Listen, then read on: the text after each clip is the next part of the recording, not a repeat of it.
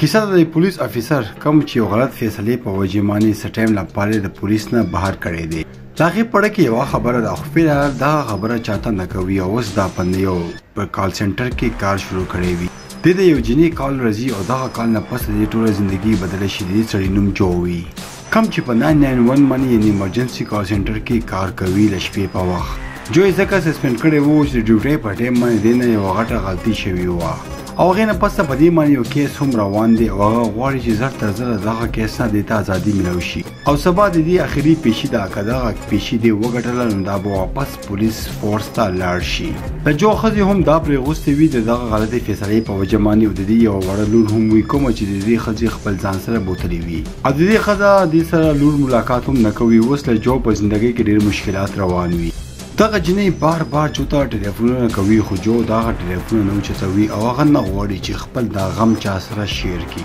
جو به خپل خځې ته کال ملاوي چې لور سره خبرې وکړي خو هغه خځه د دې کال اوچت نه کړي او نه غواړي چې لور سره خبرې وکړي جو واپس په خپل کار باندې لګیا شي او به جو ته یو جنې ټلیفون کوي چې لاغې نوم امیلی وي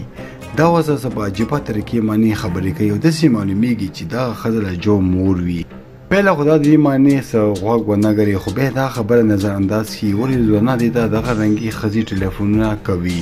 او اکثر خلک فیک کولونه هم کوي او خپل ټیم پاس کولو لپاره 911 تا کوي خو جو یو شی نوټس کی چې دا خزه خبرو اندازې ساجيبوي او دا ښکاریږي چې ډېر جته خفله جو دغه خزین د پوسو کی چې تاسو چا افوا کړی نه او د سې ظاهري چې شاته نه غته سوګ आवाज ورکی او د هغه سړ نو د هغه خزه وکی جو دا غزي ته وی چې زبتانه تاسو کومه ته ماته صرف په ها یا پنا کې جوابونه راکوا جو دا خزنه ډیر زیات سوالونه تاسو وکي او هغه دغه رنګي معلومه شي چې دا بل چانه بلکې خپل سړی اغوا کړي دا جو دا خزي نمبر هم ځان سره سیف کی او به هغه لوکیشن ټریس کولو کوشش کوي او دې ته پته ولګي چې دغه سړی دا خزه ځان سره د یوینه بهر ته ځان سره روانه کړي دا جو دا هغه خزي کال په هولډ باندې وادي او به په هغه ځکه چې کوم پولیس موجود دی هغه په کال باندې ځان سره واخلي په دغه دوران کې د خپل خزه هم ټلیفون کوي خدا ټلیفون اوچت نه کی اول چې تا غواړي چې په هر حال باندې دغه خزي مدد وکړي او دا هغه ریسکیو کړي بیا جو دا هغه خزي نه ډیر ځات تاسو کوشش کوي خو دې پیرا هغه کډنیپر ته پته ولګي چې جو چا سره خبرې کوي ول چې هغه کډنیپر ته پته ولګي چې دا خزه خپل ځوی سره بلکې بل چا سره خبرې کوي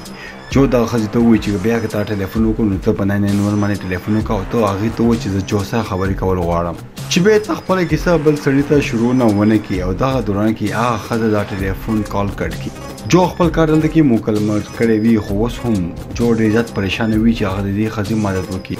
جو یې ځل بیا پولیس سره رابطه وکړي او هغه ته وی چې په هیوی باندې یو گاډي روان دي چې سپین دي خو پولیس چې ګل دغه وینونه چې نو هغه غلط وی او امیلی خزه په دغه گاډي کې نیوی ظاهره خبره ده چې په دغه هیوی کې خو نور هم سپین گاډي روان وی کدی غواړي چې امیلی را پیدا کړي نو دې ته وکړي چې د گاډي نمبر دی را پیدا کړي جو ډېر زیات خفه شي او غواړي چې دې خزه مدد وکړي حالانکه د جو نمبر دې ته راغلی وی او دا لاغه خزه ټول ریکارډ ځان ته سره وکاغلي هم شي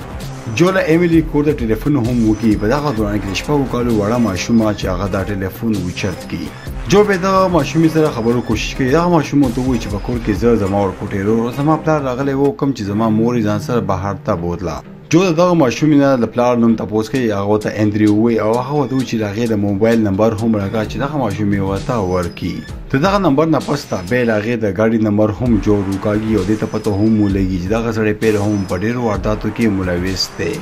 دغه ماشومان په کور کې आवाज وی نو جو ته هم د دې باره کې فکر ورشي او بیا هغه ماشوم ته وایي چې بچی ته پریشان کېږي ما ډېر زر سوک ساسو پورته د لګم او غیبت سره کینی او څنګه چې موبایل بند کینو جو هغه پولیسو ته د هایوی باره کې او دغه گاډي باره کې هغه نمبر هم وته ورکی جو پولیس هم ټلیفون کې چې دوه ماشومان په کور کې आवाज دي او غیر لپاره هم تاسو کوړه ولېږي خو دا ټول ریسکیو ټیمونه په یوځي کې بيزي وی ولې چې په یوځي کې ډیر زیات ور لګیدلی وي او ټول خلک خپل ګورونه تلی وي او ټول ټیمونه الته کې مصروف وي چې ورمړ په دغه دوران کې نور خلکو هم ایمرجنسي کالونه کوي او جو نو چتای چې د غفون باندې خبرې وکي هغه ډیر زیات پریشانی ونه پوهیږي چې اخر هغه څه شی وکي تر پاسې یو بلې کمرې ته ځي او هغه ځنه د خپل پولیس والا مرګ د ټلیفون کوي او ته چې زه غواړم چې یو ټیم جوړ کړي او ته له ایمیلی کور ته لاړ شي او د کې له هغوی مدد هم وکړي ولې چې په دغه کور کې ماشومان یوازې دي او یو بل ټیم جوړ کا چې له ایمیلی کور ته لاړ شه ولې چې له هغې خاوند او هغې هلته کې تللی دي هغه پولیس ورته وویل چې موږ دغه شانتي نشو کولی دا غیر قانوني کار دی او ستا الریډي په عدالت کې سبا پیشي ده او که ته په دغه غړنګي کارونو کې ګیر شوې نو ته به ډېر غټ په مصیبت کې مبتلا شي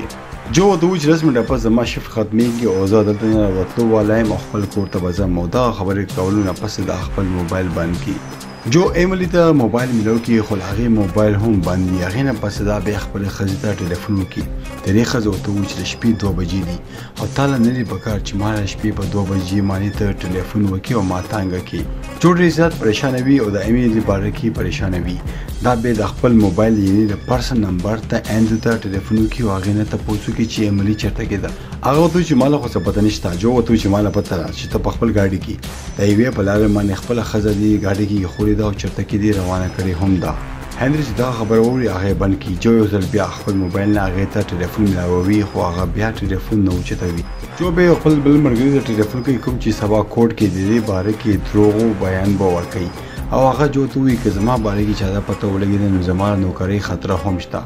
جو ته وایي چې داسې سبا هم نه کېږي ته پریشانه کېږه ما او هغې نه پس دا ورته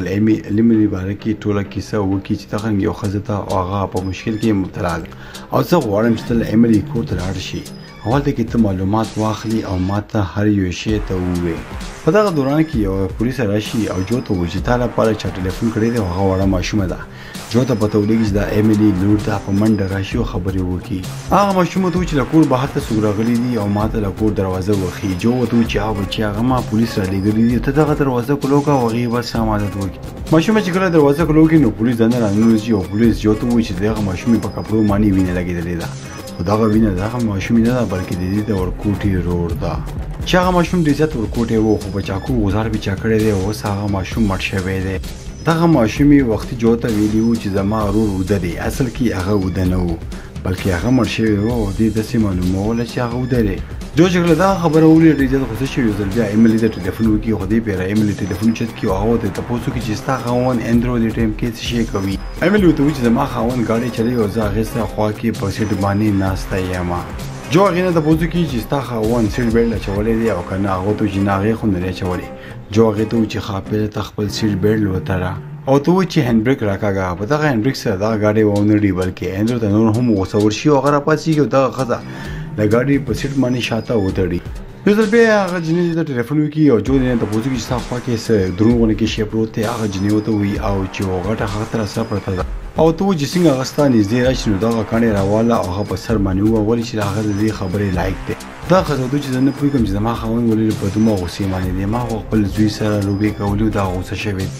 ایمیلی ورته وایي چې زه په هایوې باندې د پاس یو پل باندې ولاړه یم او زما په جامو باندې وینه ده تا ته پته شته چې دا وینه د څه شي ده